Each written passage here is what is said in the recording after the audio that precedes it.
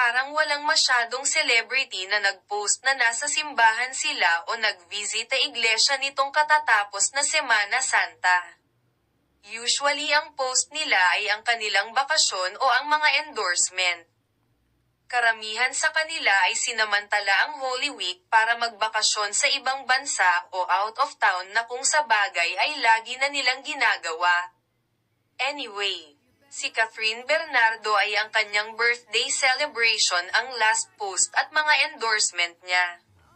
What a day! Didn't want it to end. Keeping these moments in my core memory forever. Thank you for making this my happiest birthday to date. Cheers to 28.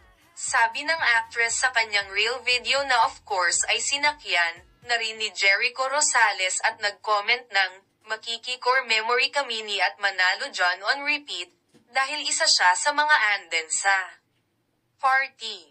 Di umano'y may pagtatambalan kasi silang pelikula.